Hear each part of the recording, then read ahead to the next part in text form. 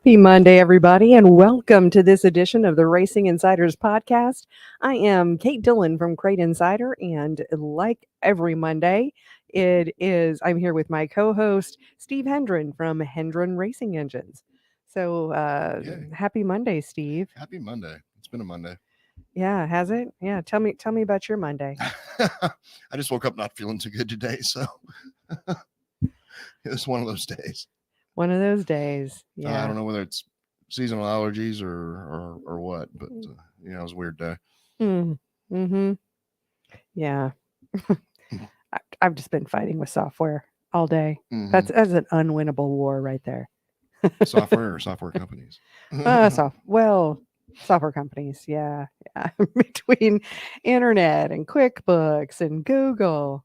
But what I do appreciate though about having a website and dealing with Google, I'm not dealing with them directly, I'm just dealing with their interface, but you really get some very clear guidelines on how the internet works. Yeah. So, the things they give you, the things to fix. It's not like my website was broken. Although one of my other websites was down part of the day today. Oh, wow. I got a notification on that too.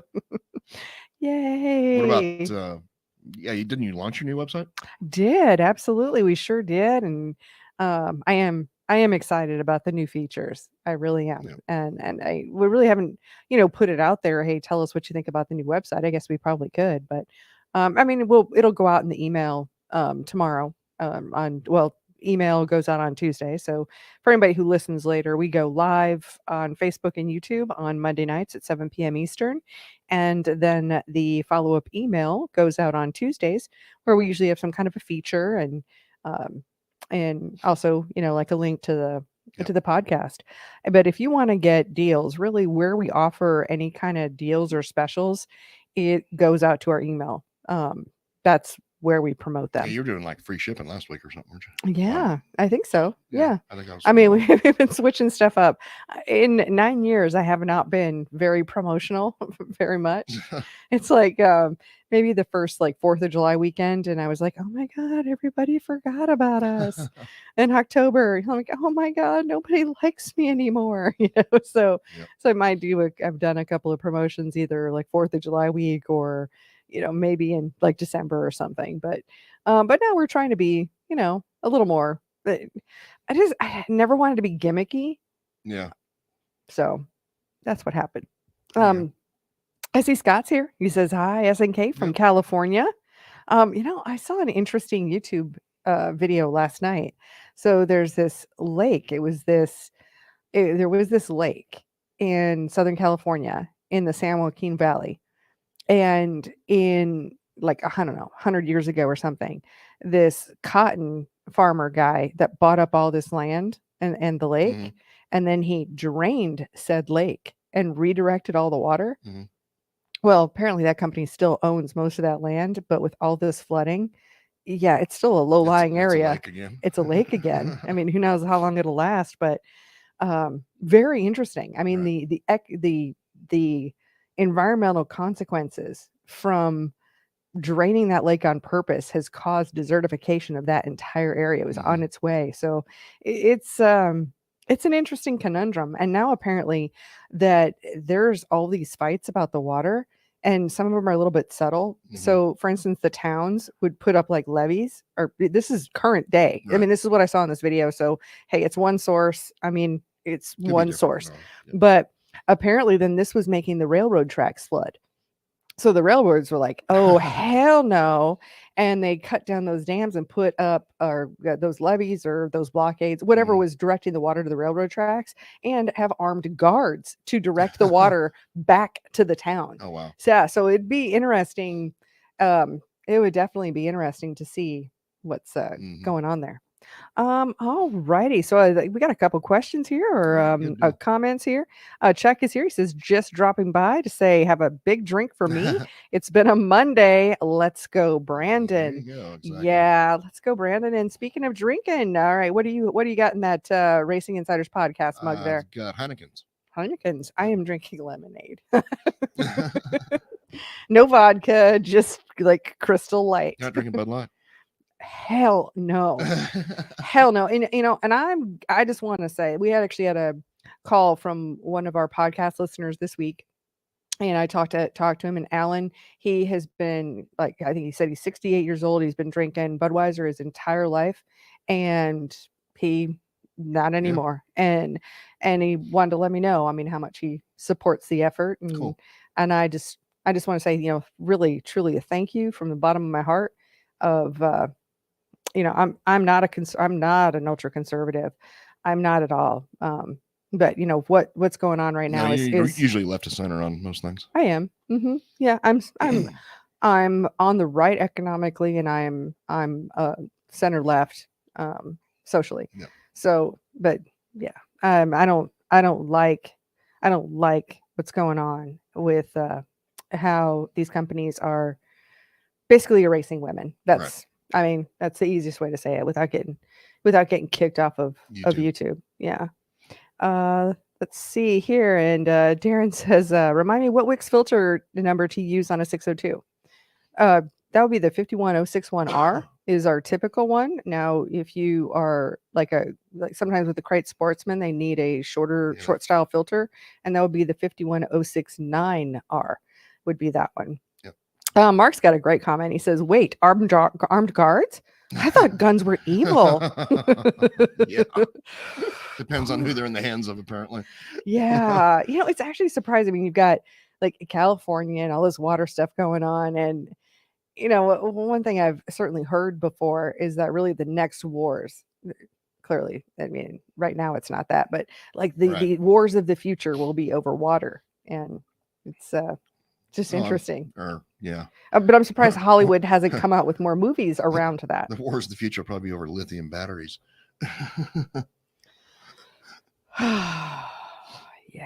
Yeah. Mm-hmm. All right. Hello from Team 12 Racing, washing the race car and listening to the podcast. Right. Awesome. Thank you so much for joining us. All right. Scott is coming. He says, what does it take to become the official beverage sponsor? We will include paper straws. Now, for anyone who doesn't know, Scott is from Hooker Harness, our one and only seatbelt company that we represent at Crate Insider. And and Scott absolutely hates paper straws. He thinks that they are absolutely ridiculous. And matter of fact, I'm thinking like when potentially we'll go to California maybe in October. It's kind of my tentative plan. Just little short vacation, see friends and family and stuff. And I think I'm going to take like a whole case of plastic straws. Wow. And then, distribute them amongst friends. Wow. Okay, then. Because I'm that kind of guy. You're a disruptor. Yeah, well, Yeah. Oh, actually, I think that word is just in my head. Have you seen Knives Out, the Glass Onion? I don't believe so, no. Remember we watched Knives Out where the detective, where Daniel Craig plays that detective from Louisiana? Yeah. Well, this is that same detective. Okay. And it is a great movie. I watched it last night on Netflix. It was fun. It's a fun like detective story. So think of like Elon Musk inviting his best friends to this private island. I mean, it's not Elon, but it's pretty much modeled after Elon or any other techno entrepreneur. I believe I have seen that. Have you? Yeah. It's pretty epically hilarious. It's good. I mean, it doesn't. It surprises you, and I don't know. I'm not a big movie watcher because usually I can figure it out in like the first 5 minutes. Right. And I didn't figure it out, and it was cool. It was a good movie. It was a good. I think my plan is to watch that one you were telling me about Saturday.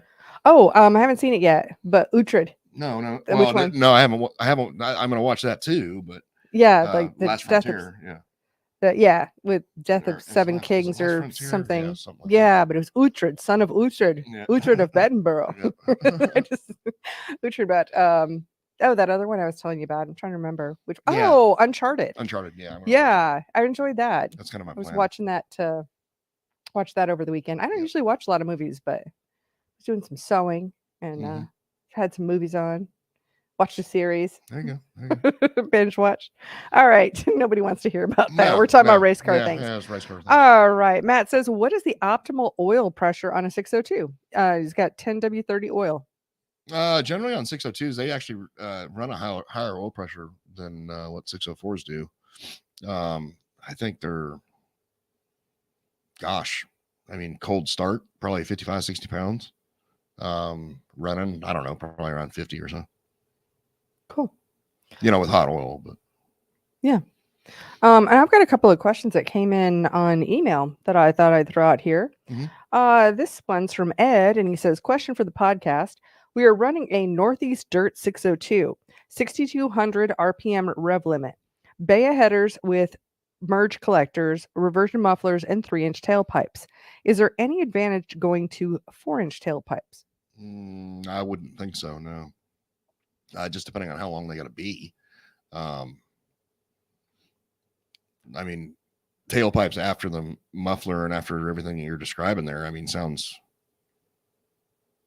how long does it got to be? If it's like the length of the car, then yeah, it would probably be you'd be better off going to a larger diameter tube. Gotcha. Okay. Because we talked about it before. You experimented with different muffler sizes and different extension lengths and all of that other stuff. But I haven't heard you recommend putting any more tailpipe at the end beyond the muffler. No, but I know some rules require that. So in other words, it's got to exit at a certain point. He said, well, they've got 3-inch tailpipes. Yeah. Is there any advantage going to 4-inch tailpipes?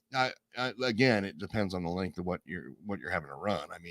I know there's some series, and I think that kind of car, maybe it's mandatory. They got to like dump the exhaust at the rear end roughly. So yeah, it would probably be an advantage to go to 4-inch. Oh, okay. Gotcha.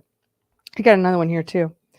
And this is from Adam, and he says, hello, I'm looking for a good recommendation for a flex plate for the 602. It's on a dirt circle track hobby stock. It's a 77 Camaro. I'm running a Power Glide with a TCI converter and a Hibachi mini starter. I've used the GM recommended flex plate prior and have it crack on me, so looking for a good SFI rated option from TCI or QuickTime, etc. Well, that'd actually be, I think you actually stock one of those. I do stock a flex plate, and I stock the All-Star flex plate. Yeah, that's the bad part about flex plates is, if you're running on like a dirt application that they'll eventually break those damn things. But yeah, there's several out there. That one you stock is, I think it's a cheaper one. Yeah, I'm sure. It's All-Star. There was, I think back several years ago, you actually had a heavier duty one. No, I thought you did. It's always been I've had one flex plate ever that I've ever stocked. I got you. Now I used to have a different flywheel. Maybe that's what I was. So maybe that's what you're thinking of. Maybe, so yeah. I stock the Burt flywheel now, whereas I used to stock the Winners flywheel, but the Winners doesn't make that flywheel anymore. Right. So that's why we've got going on there. And Tommy is here. He says, hello, guys. Just want to say thanks a ton for the fuel info, Steve. Yeah, no worries, man. So cool deal. And Sean is here. He says, all right, off subject debate time. I haven't even read this yet, so who knows how this is going to go. Who would win in a race, the Bandit in the Trans Am or Duke Boys in the General Lee? Oh, absolutely, the Bandit. Yeah, I'd have to go Bandit too. Yeah, especially if like Tom Wopat's driving the General Lee. I know John Schneider was always so much John better. Schneider, yeah, John Schneider can drive now. In real life too. So. Oh yeah, he's a real life hero, but. Man, there is just no beating. Right now, since Bert's dead, then I'm going to say John Schneider. So yeah, probably the General Lee. I got to change my opinion. Bert's dead? Yeah, I believe he is. I don't think so. I'm pretty sure. I don't know. I'm going to look this up right now. I know he's old, but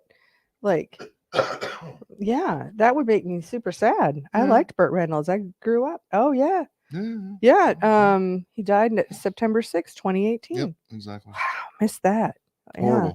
Yeah, but the Trans Am, that was epic. Smoking the Bandit, they're like, that's one of the best movies ever made. You know what I watched probably about 6 months ago was Convoy. Convoy. Right. Yeah, I don't know what, I just felt like it, so I looked it up, and I remember when I was in 5th grade, That was when Convoy came out. So I mean, anybody could do math, whatever. I introduced my youngest son to Tucker and Dale versus Evil the other night. Oh, but I haven't finished my Convoy story.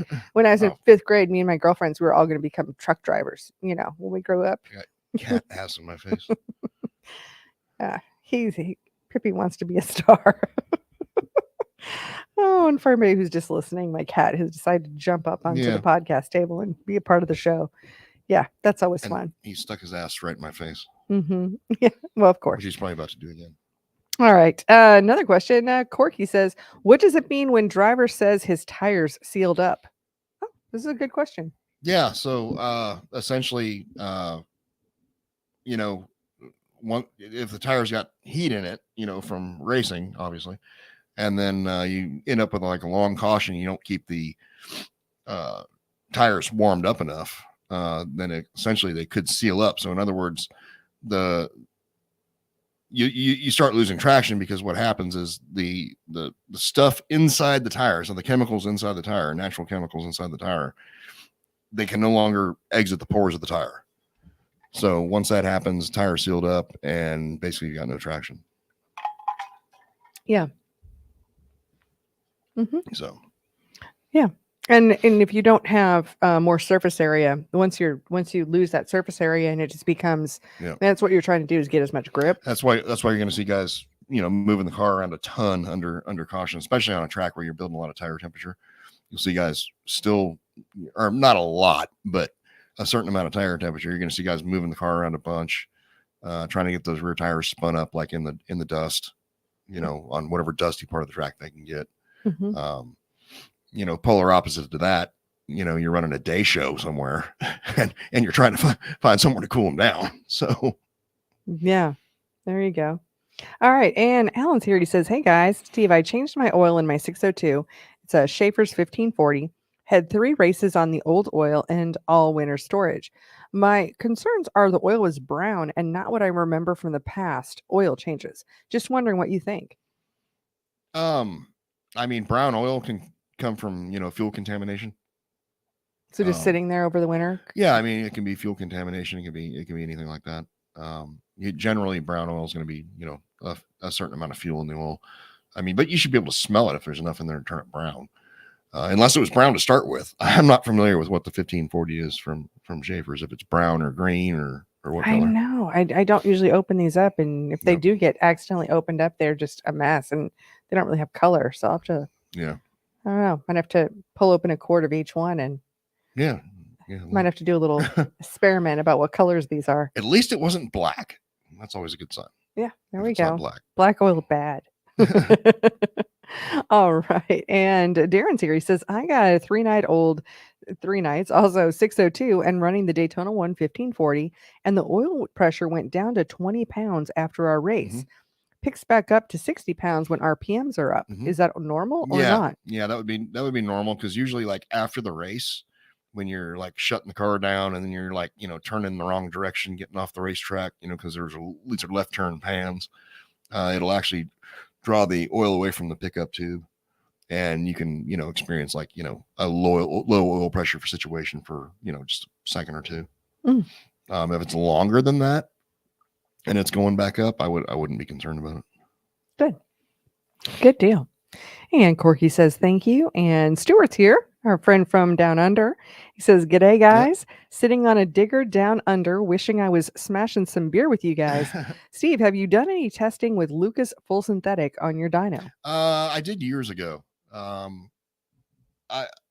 stuff I tested, I thought their break-in oil was actually pretty good. Mm-hmm.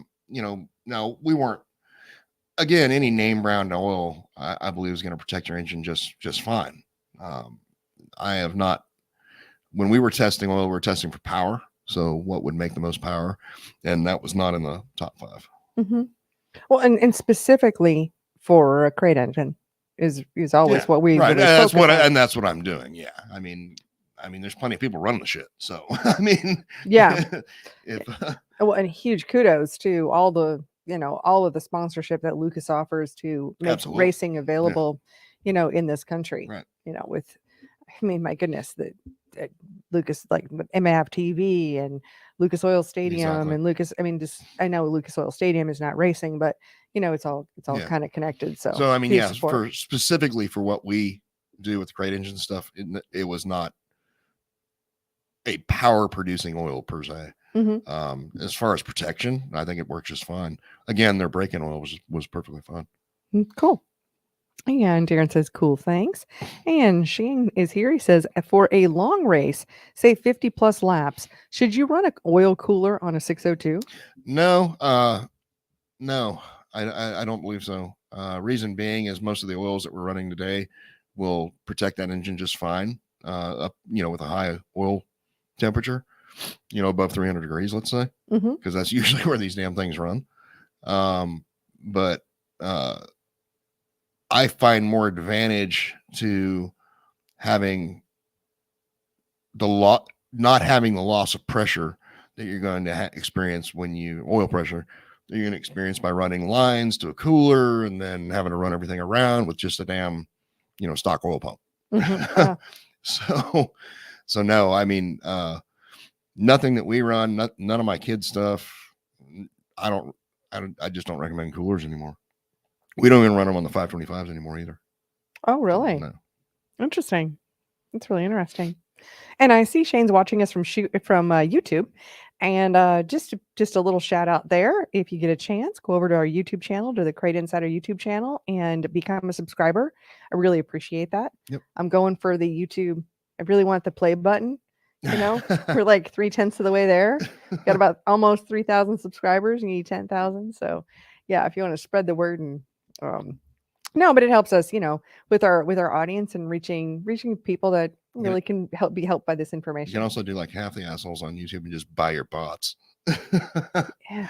Then you have some random Indian dude from India on here, like, asking stupid questions. I just don't, I just don't. I'm not a. You're not a cheater. I'm not. I don't know. I just think it brings on more problems than it gains. And so, I mean, I get enough spam. Yeah. Can you even imagine? Ugh, no. But yeah, I mean, we've got it'd be great. It would be really, really wonderful I mean, my goodness, we have over 700 videos on this channel at this point. I think this is episode 150 something. Good God. I know of just this show. So it's pretty crazy. Oh, speaking of videos though, we had a video released this last week. I don't know if you saw it. With Matt Henderson. Cool. Henderson came down and he helped us out with some videos. And so we have these new bolt kits from ATC Bolts. And so Matt recorded a video talking about it. And he can just speak to it a lot better than what I can. I mean, I think a lot of the racers, you've been in the pits and there's just that one bolt that you need or that one fastener or, and not having the right tools when you need them. Go check out the video. I am. Right.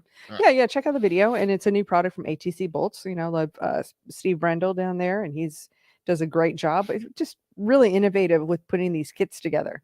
So check them out. Check them out and see what you think. Okay. So next up, a racer's life. How do you handle the possibility of pressurizing the floats when using the flat air cleaner bases? He's had some issues on the larger half-mile asphalt tracks versus his drop base. Honestly, I've never seen that happen. I mean, you're actually like, unless you're just exposing the air cleaner to like direct air, then that's not something I've ever seen happen. I mean, there's companies out there that make bases that are supposed to eliminate that problem in certain applications. But hell, usually that's like super late models with, the carburetors. Hell, the carburetor and the air cleaner, everything's sticking out of the hood. So yeah, that's not something I've ever really seen happen in a, normally like in a crate application. Now this is asphalt. Yeah. And it looks like he's running a 602 running 110 octane with a 650 CFM carb. Yeah. I mean, that's not something I've seen really happen on asphalt either. I mean, we had an asphalt car on the dyno last week, one of Jamie Hilton's, and he didn't have a drop base on his, and he's got no problems. Yeah. Pressurizing the fuel system. I Or wonder pressurizing the carburetor is what he's worried about. Right. Or taking fuel out of it, I guess. Right. Yeah. That's what I'm gathering. Interesting. Yeah. So you just haven't run across that. So you don't really have a solution. really. Do you think it could be a jet change or? Well, no, it has nothing to do with getting air rammed into the air cleaner. Okay. And Watson says, Lucas Forrest is a very great person. Absolutely. I don't know him personally from Lucas. I think his name is Forrest Lucas, right? It may be, yeah. But I knew exactly what he's talking about. We actually met with some of them in at PRI. Yeah, it wasn't Forrest though, but I mean, Greg was working there. So we met with them at PRI. Nice people. I mean, super nice, and just they do amazing things for racing. And, absolutely, for sure. That's part of everything that they do. Absolutely. And Mike Series says, does anyone sell a tool for scanning the engine seals during tech inspection? Yeah, we wish. GM was supposed to, but that never materialized. No, I have a video talking all about it. Just never really saw the tool. Nobody knew what part number it was. I feel like we need to have a ball on this show just so we can drop it every once in a while. Right. Now, supposedly on some series, there's like a way of scanning the seals with your cell phone and getting the information. Well, that's how it was supposed to be. In theory, right? But dirt racing, it's dark, it's night. Trying to get in there with your flashlight. I had a dude call me last week, and he says, yeah, I got one of your engines. I'm getting it freshened by my local guy here, but he won't even touch that motor because he scans the seals and nothing comes up. I said, well, if he knew his ass from a hole in the ground, he'd call Crate USA and just give them the build number, and they'd verify who did it. Yeah, because at that point, once it's been resealed, it's a different sealing system than what GM is using, for sure. Yeah. Yeah. And Tori's here. She says 151. So instead of about 150 episodes of this, this must be episode 151. I thought she was talking rum. Damn it. I know. I mean, maybe we should have had rum on the show. We should have just didn't know. Rum. Yep. Yeah. Light that shit on fire. And just party down. There's probably rum over there, but there's way more vodka and whiskey. There's no 151 in there. I can tell you that. Is there not? No, there's not. Oh, okay. Who knows? I don't know. It could be surprising for you. And Racer's Life, back to the issue with the pressurizing the floats. He says could be the direct air. About 2 inches of the air cleaner is exposed. Yeah, it's a direct air. So you need to get that air directed away from going straight down into across the carburetor, because it's going across. Yeah. So that's probably your issue. Mm-hmm. And Scott says, are Walker air filters really better than all the rest? I mean, I don't know that they're better than all the rest. I mean, I can tell you they're better than K&N garbage. So, I mean, years and years ago, I was a big R2C fan. And, that company, I don't know what happened there, but they went to shit. So we had no choice but to switch to something else. And we've stumbled across the Walker deal. And I've been perfectly happy with them. I think it's a great product. Mm-hmm. I don't know if it's better than anything else. Now I can tell you we've dynoed several air filters, and Walker's one of the best out there when it comes to making power and still protecting the engine. Well, I know you've tested some other ones. I mean, I think alternatively, one that you've liked, and this is something I don't even sell. So, right. So I mean, just legit. At first, when we just couldn't get anything from R2C, it was like, well, what do you recommend? Well, just go to your local Napa store and just get the disposable ones. Get the Wix. Get the Wix filter. Wix, or even the name brand, the Napa, private label one. Yep. But make sure that you dispose of them. I mean, only use them for one race. The reason I like the Walker so much is because it does not take a lot of oil. Whatever their filtration component is, it does not take a lot of oil to actually make that filter well. Whereas, you look at most dudes running a K&N, they got oil slathered on there like crazy, and just to get it to filter enough. And even then, K&N's a engine builder's dream. Bringing you the business, right? That's what keeps them coming back, because they wear the rings out all the fucking time. I'm so proud of you. You waited more than 5 minutes to drop an F-bomb. Thank you, Steve. But what you'll really notice is, if if you take a walker, we've done this before. Now, it was several years ago. You take a walker, run a race. Take a K&N, run a race. Back to back, both those filters after the race, and the walker produces more power because the K&N stopped up. Oh, and I think you even did that with an R2C, where even beforehand, the K&N, I mean, it had the best numbers. I mean, it was when they were brand spanking new, brand new out of the box, they were better. Dry, yeah. Mm-hmm. But once they've been run, it was an entirely different story. So back when, what was it, 2 years ago when we went to California last? Mm-hmm. When I always joke around. Well, it's true, actually. Oh, yeah. We still had to wear masks on the plane. Yeah. Stupid damn mask on the freaking airplane, which was the first time I had worn a mask during all this bullshit. And so I bought a K&N mask because I knew it would suck. And I could breathe. Then he poked holes in it. And it wouldn't filter anything. Then I poked holes in it. Oh, yeah. And Alan says, yeah, they are good. The walkers. Yep. Mm-hmm. Yeah, we've had really great luck with those. I mean, really great feedback. I think one of the bigger things, a lot of times filtration is a piece of what we talk about. Right. But one of the other things that you really noticed, especially, was the urethane. Because like with some of those other filters, I think there was one called a Spider that you looked at, and it was a non-oiled filter. So you liked that part. But the urethane top and bottom was way harder. Well, I can't remember the name of that filter. One of my customers, he deals in, he sells stuff, I mean, like Taylor Griffin. Oh, yeah. Mm-hmm. And he had a like some sort of paper filter that's supposed to be as good as the R2C, all that stuff. And we dynoed that on his car. That thing was a pile of shit. I have no idea what it was called, but he stopped dealing with them. That thing was horrible. I'm talking like 15 horsepower between that and the walker. Because I mean, it was just like a cork. I mean, nothing could breathe through it. You still got to get air inside the air pump, Hey, but you didn't have any dirt in the engine. Right. Well, I don't know. Because it couldn't even get past it. Oh, man. Crazy. Oh, Jeff's here. Jeff Alsop. He says, just checking in to say hey. So, how are you, man? Hey there, Jeff. Thank you for joining us. And anybody has questions, drop them in. We love to answer questions. Or don't, and we can leave and I can go get a sandwich. Oh, you quit it. I can leave. I'm working hard. No, you enjoy it. We enjoy the podcast. Right. Yeah. Otherwise, you sound like you're whining. Don't be a crybaby. Whining. I'm kind of hungry though. Oh, okay. I felt like shit all day, so now I'm like finally hungry. Now you're playing catch up. Yep.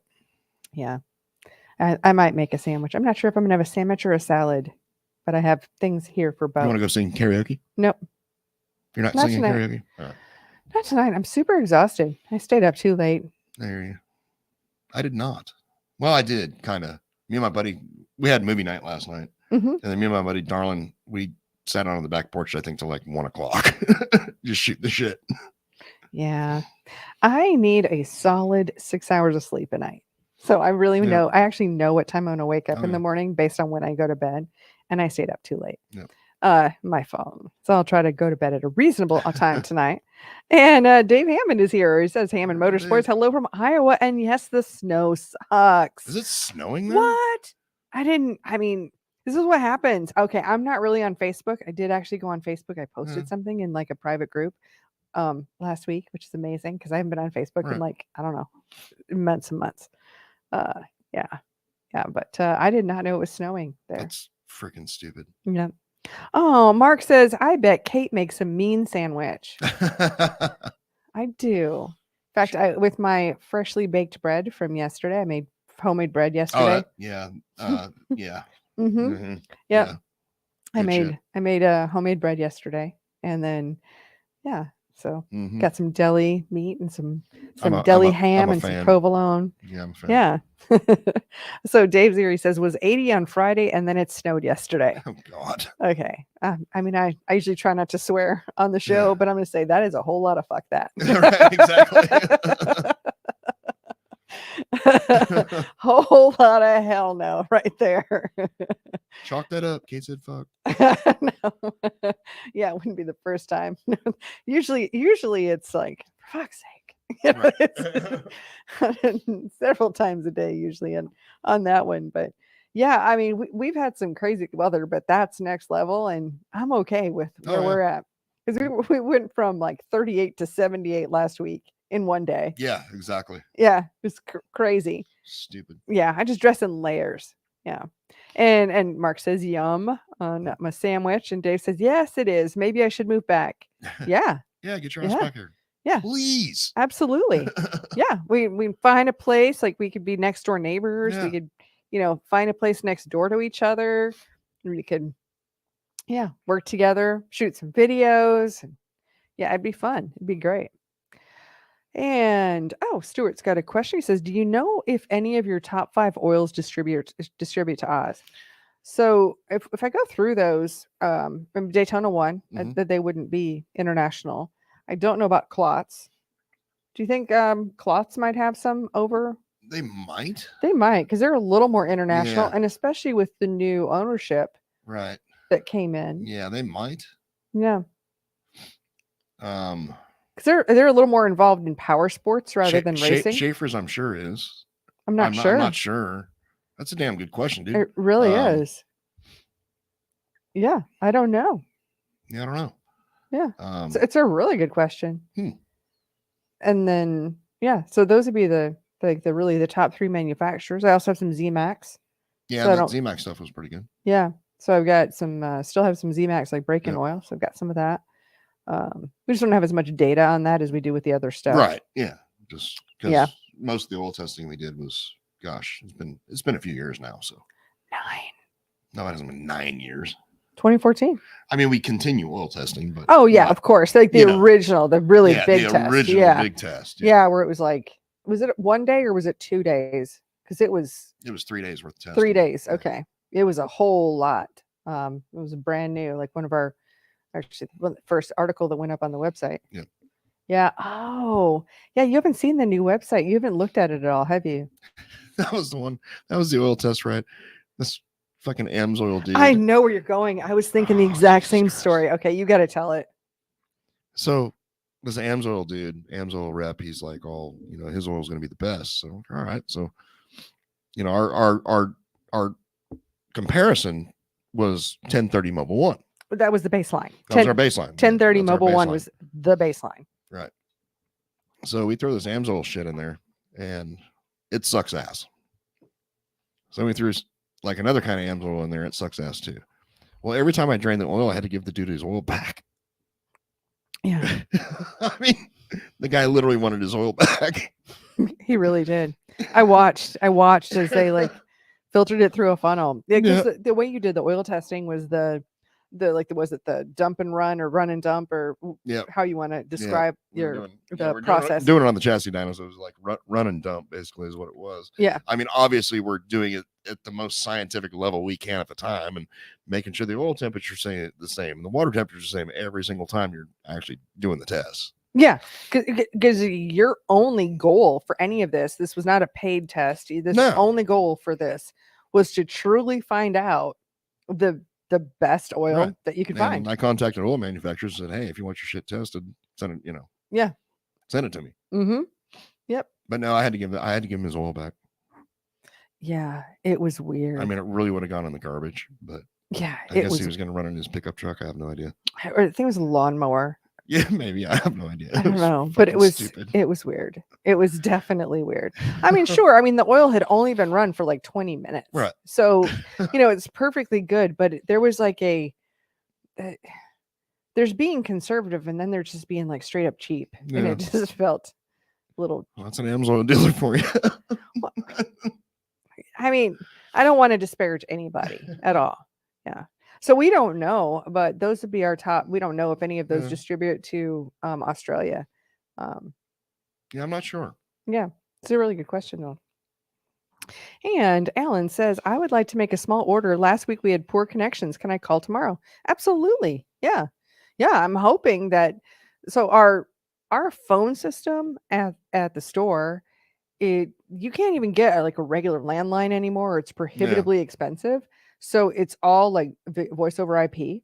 So that means that your phone connection is dependent upon your internet connection, which when that is garbage, and I said the word garbage to AT&T about 19 times last week because that's what made me call them. Oh yeah. Because our internet would go out like twice a week, and so we had an AT&T person out there today and fix something in the box. Well, I had a customer call me this morning trying to get a hold of you guys, and like the main line wasn't working.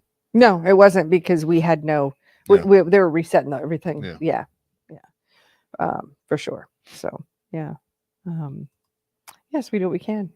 Yeah, but yeah, you're welcome to call, and hopefully our connection will even be better. Hopefully we can do that. I don't see any more questions. Do you have any other thoughts or? Not really. Anything? Oh, congratulations to my customer Dylan Brown. Oh yeah, he won the 10,000. Yeah, he won $10,000 crate race in USA at Rome, Georgia. Which is, I think it was the first time they've been there. Oh really? I believe so. That's an impressive win for first time right there. I think first time the series and Dylan has been there. Oh wow. But yeah. So yeah, 10K in the pocket, and obviously motor got tore down, found legal. Of course. So, yeah. So if you guys get a chance, I mean, check out our new website. It's the same website, but we've redone a lot of stuff, and especially the tech videos, we'll be adding a lot more to that section. But it's just a little better organized, and easier to find stuff. And if you already know the part number, you can just type it in at the top of the screen and just add it to a cart. So it's really, we're trying to make things easier for our customers. We're gonna have some more new products coming out. I mean, they're not new to like the world of racing. It's just new to our store. Yeah. So trying to do that. And we started a new category today called new products. So you'll be able to see, what are the latest things that that we're offering. For sure. There's one more comment here or question. Tom Ferguson here from California says, need to replace an oil pan on a 602. Any suggestions? And he says, hi from California. Yeah. Try not to, because those things are stupid price from GM. If you're allowed to use a aftermarket pan, then I would definitely use an aftermarket pan. Yeah, like Champ. Yeah, well, Champ makes all these pans for GM, actually. Right. Yeah. And this is one of my pet peeves going on right now. Like, let's say a 604 pan.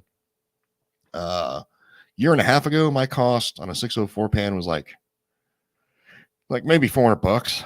Right now, it's like $830. But I can buy the same exact pan on Motor State through Champ, who makes the pan for GM for like, I don't know, $250. Yeah, but that Champ pan that you would get from Motor State, I mean, it's just like the natural silver color. It's silver. Yeah. I mean, that to paint it black, I mean, that's got to be worth $550. Exactly. Right. Yep. Oh yeah. Yeah. So I mean, if you got to replace one, if it's legal to do it, I'd buy a damn Champ pan and put that on there, because you're going to save an assload of money. If not, cough up the cash, because GM's going to want an assload for one. Gotcha. All right. And one more here. Joe says, when using pump E85 and testing it to make sure it is E85, do you recommend the KLOTZ UpFlow Fuel Lube? The Uplon is what you're referring to, I believe. And that Uplon stuff is like really good. It is actually designed for methanol. On most of the E85, whether it's out of a drum or out of a pump, I haven't found it necessary to run that top end lube if you're racing weekly and stuff like that. Now something like if you're running CHP or oxygenated race gas, it's then we normally recommend it. Yeah, we've sold a lot of it for the oxygenated race fuels, for sure. Yep. But that is a really good question, and I haven't seen that one before. But it's a really good question. Yeah, they designed that for Indy cars, actually. Oh, well, I mean, I knew it was designed for methanol, and that we were using it for oxygenated fuels, and then of course now everything's kind of gone into the E85 direction. Correct. Oh yeah, I have a whole new section on the website in the tech videos.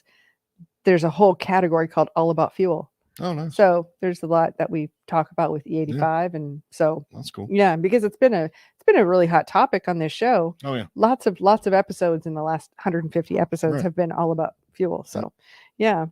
And Joe says, and boy, it stinks. Yeah, not the prettiest smelling fuel for sure. No.